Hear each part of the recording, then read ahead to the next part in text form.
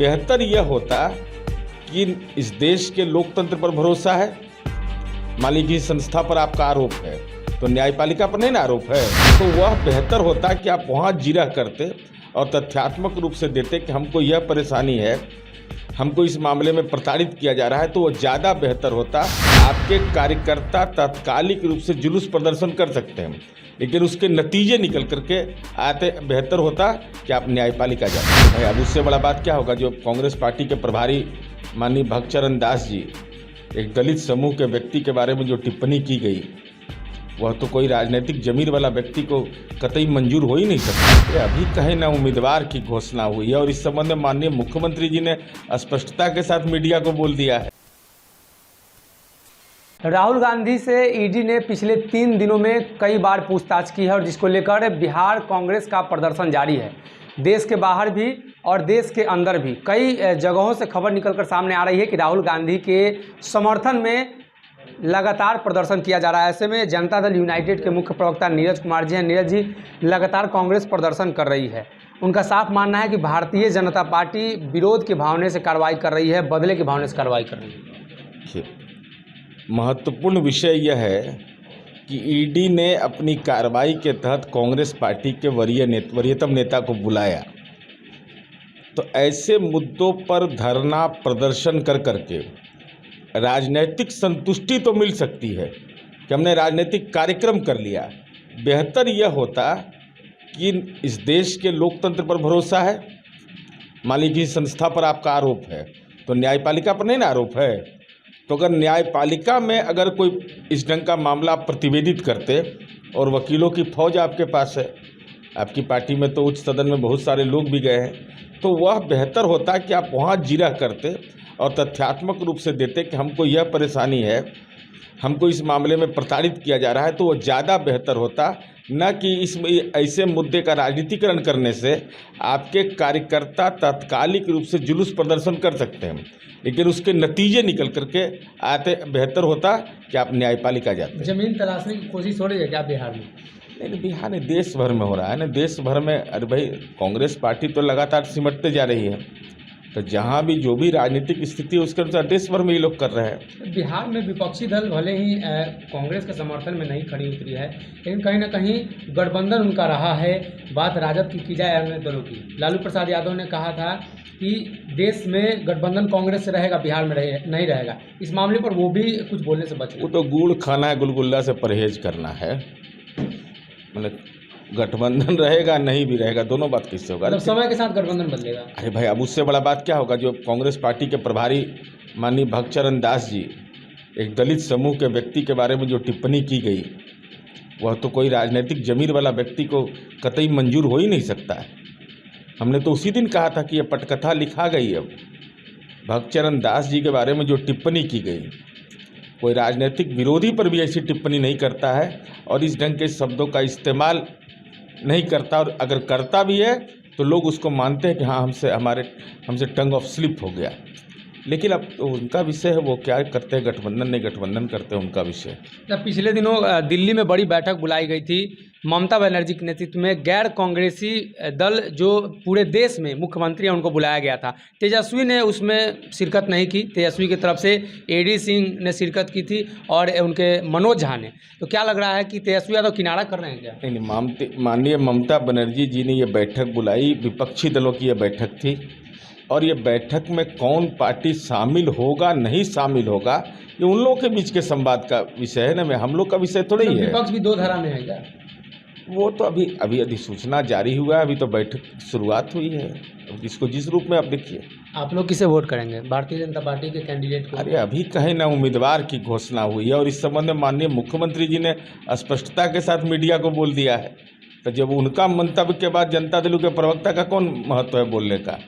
अच्छा, केंद्र सरकार 1.5 सालों में 10 लाख रोजगार की बात कर रही है। बिहार में भी 20 लाख रोजगार की बात हुई थी। देखिए, बिहार जैसे राज्य में मैं तो चुनौती के साथ कहता हूँ कि अपने पंचायत और गांव को मानक आप मान लीजिए। जो हमने रोजगार के अवसर प्रदान किए हैं, सबका घर है, और देश के दूसरे राज्यों की भी तुलना कर लीजिए। कहाँ है देश में महिला पुलिस बल में सबसे ज़्यादा? बिहार में। कहाँ है छात्र शिक्षक अनुपात अगर देख लीजिए तो प्राइमरी टीचर में देश में सबसे बेहतर कौन कर रहा है? ये बड़ा सेक्टर में बता रहा हूँ, प्राइमरी एजुकेशन एक बड़ा सेक्टर है, प्रक्षेत्र है। इसके अलावा जो भी विभिन्न संकाय के एग्जाम परीक्षा हुए हैं उसके आधार पर, तो आप ये रोजगार एक ऐसा विषय है जिस विषय पर हम लगातार, जब से हमको काम करने का मौका मिला है, रोजगार सृजन हमारी प्राथमिकता रही है। और उस दिशा में अगर किसी को तुलना करना है इस बिहार में, तो अपने अपने कार्यकाल की लोग तुलना कर लें कि हमको मौका मिला तो कितना हमने पंचायत आधारित रोजगार दिया, हमको मौका मिला तो हमने कितना दिया है। और इसके अलावा असंगठित क्षेत्र की मैं बात चर्चा नहीं कर रहा हूँ, जो विनिर्माण के क्षेत्र में हमने काम किया उससे जो रोजगार सृजन हुआ वो अलग विषय है, लेकिन जो मूल तौर पर जो हमने रोजगार सृजन किया है संगठित क्षेत्र में, वह तो पैमाना है। चिराग पासवान ने भी राज्यपाल से मुलाकात की, नदियों की इंटरलिंकिंग की बात कर रहे हैं। वहीं दूसरी तरफ उनका दावा है कि जो गंगा नदी का पानी राजगीर और जगह ले जाया जा रहा है उसमें घोटाला है। अब उनको बहुत चीज़ की जानकारी नहीं है, उनको पता है गंगा जी का पानी कैसे जा रहा है, उनको जानकारी कुछ है कि नहीं कि भारत और बांग्लादेश का एग्रीमेंट है तो वाटर लिफ्टिंग कोई कर सकता है? हमारा घर है ना वहाँ। अरे अधिशेष जल प्रबंधन है, उनको यह जानकारी नहीं है। वो तो बेचारे घूमते रहते हैं, दिल्ली ज़्यादा घूमे हैं, उनको जानकारी है कि नेशनल हाईवे पर 2016 हमारा जन्म हुआ है वहाँ, आज तक नेशनल हाईवे पर पानी नहीं आया था कभी। गंगा का दियर का इलाका कटता था, पूरा बसावट मेरा संकट में हो गया था। और ऐसी स्थिति में ये माननीय मुख्यमंत्री जी की ही सोच हो सकती है कि जो बरसात के दिनों में अधिशेष जल, क्योंकि वाटर लिफ्ट आप कर नहीं सकते हैं, भारत बांग्लादेश का एग्रीमेंट है, गंगा में गाद है, हम उसकी सफाई कर नहीं सकते हैं, तो हमारा पूरा बसावट खतरे में पड़ गया था। तो माननीय मुख्यमंत्री जी की दीर्घकालिक सोच आई कि भाई इस अधिशेष जल का अगर हम प्रबंधन कर लेंगे, तो प्रबंधन से कहाँ गया पानी? राजगीर। और राजगीर में क्या हालात थे? जल स्तर, भूजल स्तर नीचे जा रहा था। विष्णुपद का मंदिर जहाँ दुनिया के लोग आते हैं, वहाँ पर मोक्ष कहा जाता है, मोक्ष मिलता है, लोग वहाँ जाएंगे नवादा।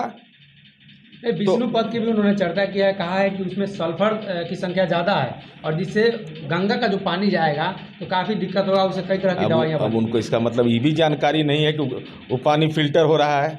ये बड़ी दिक्कत है भाई।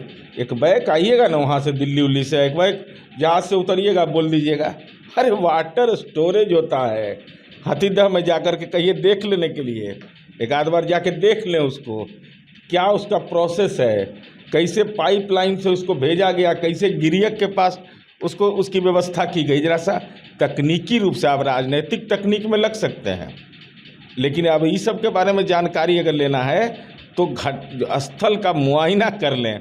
कम से कम ऐसे ही नहीं बोल दे कि पानी जा रहे वहाँ ले जा रहे हैं। पहले तो पानी ले जाना गुनाह हो गया इनकी नज़रों में, और जब पानी गया तो उसकी गुणवत्ता पर सवाल।